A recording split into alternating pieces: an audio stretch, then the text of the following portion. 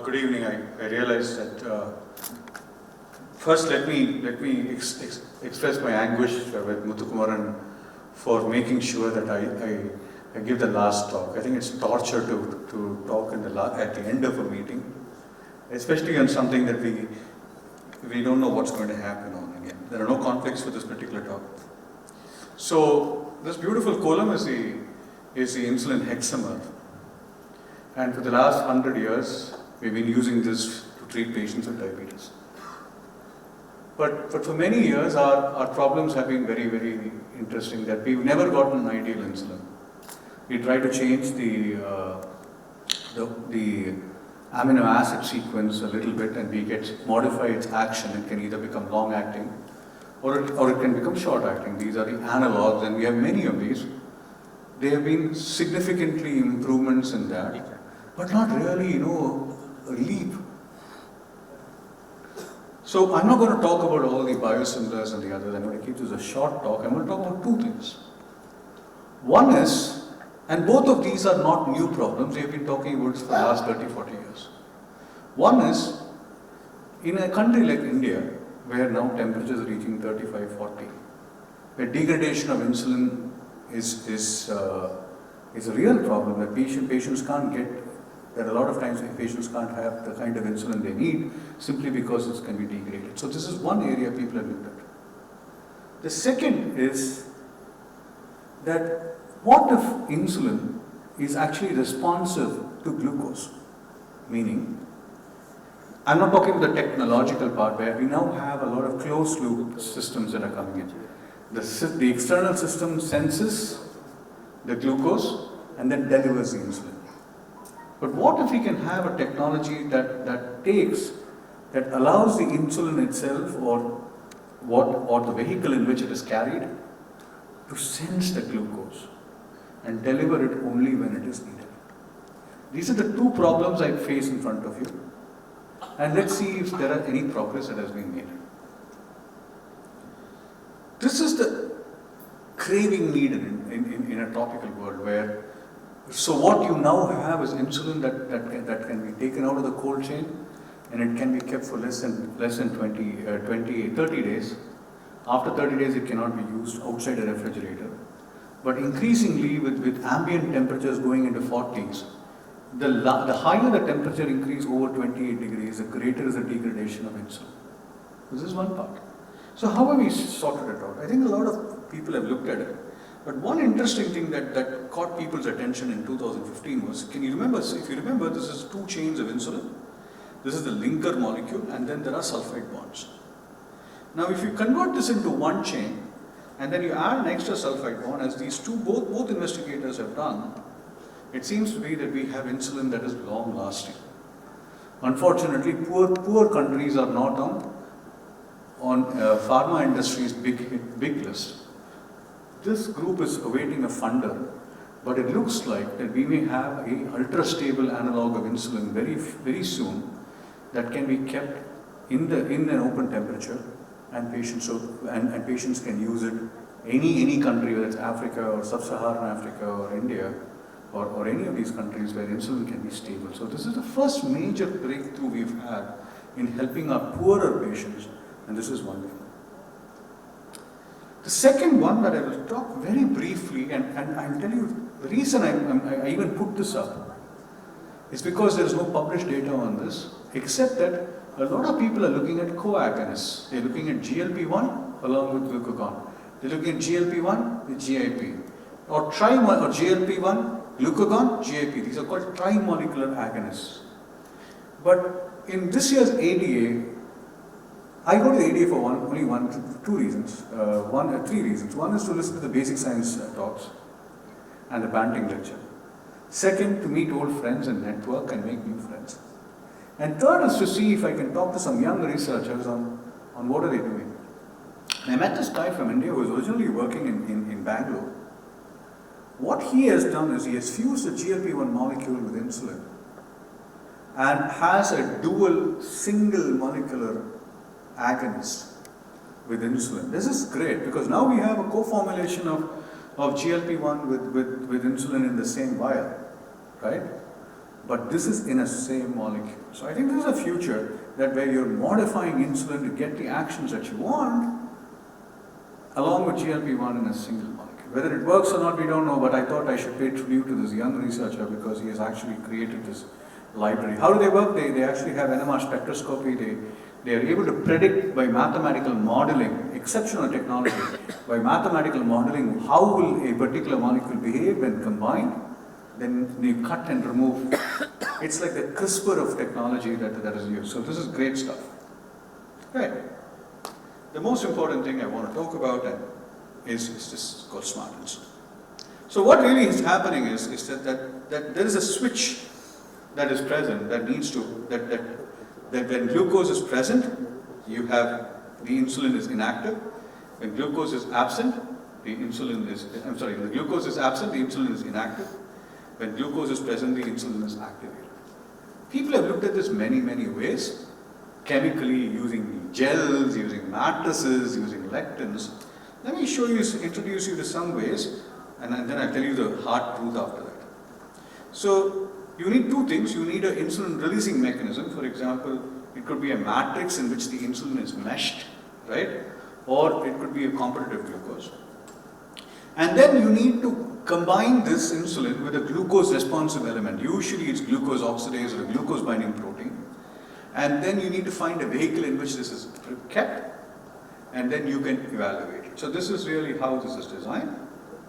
The one that has come on as one great glucose sensor is this particular molecule called phenylboronic acid. If you have phenylboronic acid and then you can incorporate it, and I'll show this to you in a moment. So here, this is a glucose responsive element, and it is sort of, can you see, you can have at the end of the insulin molecule, there is an alkyl binding, albumin binding segment. This is the insulin molecule. There is a B29 lysine substituted, and what you have in this end is the phenylboronic acid, which behaves like the sensor. And when it is present, it actually dissolves itself and releases the insulin. If glucose is not present, it doesn't dissolve itself. And this was published in PNAS in 2015. There are no further publications on this molecule. And you will notice that there are several variations, but you will find that this is native insulin, can you see? And this is the PBA, and depending on the glucose level, it sort of adjusts the release, and that's really what's happening. This is what you want.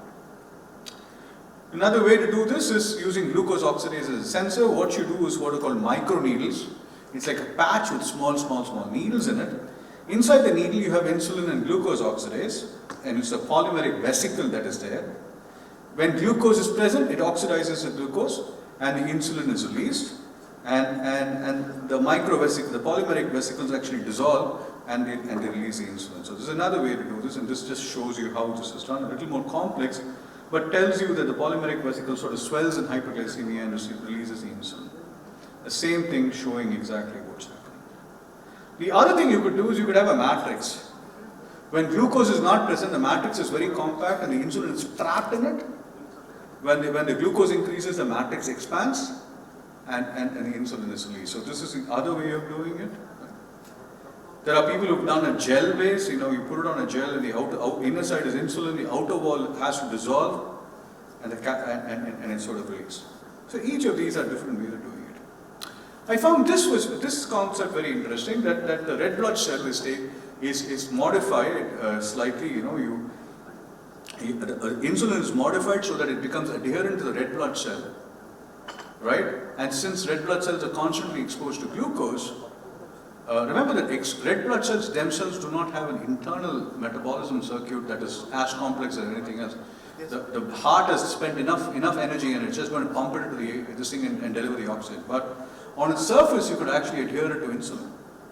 And the insulin is modified, and when glucose enters the RBC, depending on the amount of glucose that is present, what really happens is sort of this conformational change takes place as the insulin is released into the circulation.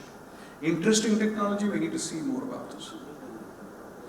Lastly, this is something I really enjoy, and this is pure engineering magic.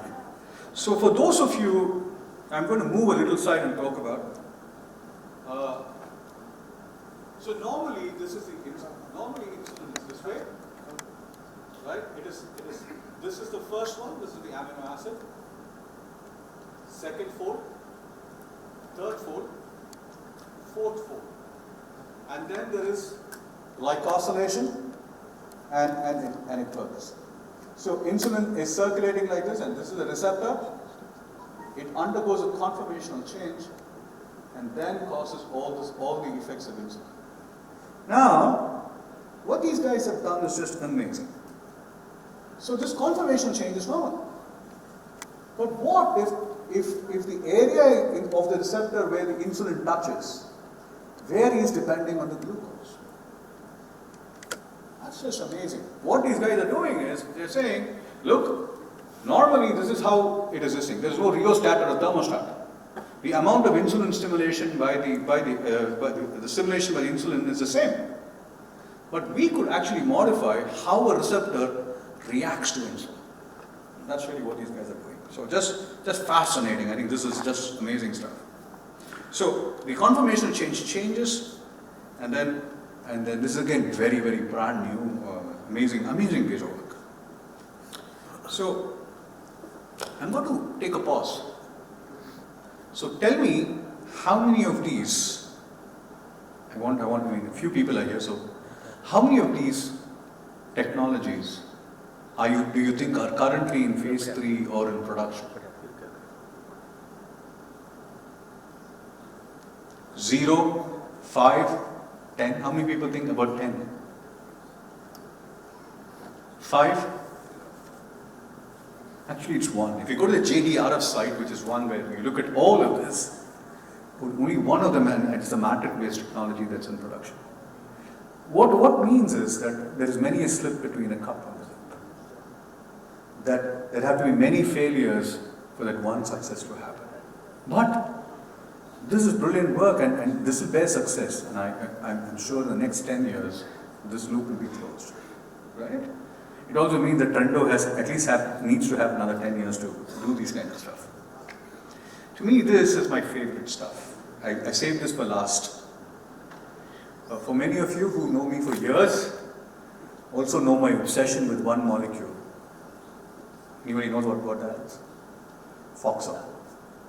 So I don't think there's been a meeting where I have not spoken about Foxo. So Taichi et al. Publishes in Nature Genetics, and I'm still waiting for some follow-up papers. Remember that I've already spoken about Foxo in the liver and the muscle, but this is very interesting. If you take intestinal cells and you knock out Foxo, these cells start producing insulin.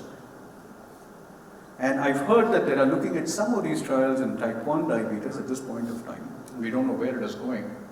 But if this happens, this is a normal, natural way to produce insulin. Having the body just knock out a couple of intestinal cells and get it.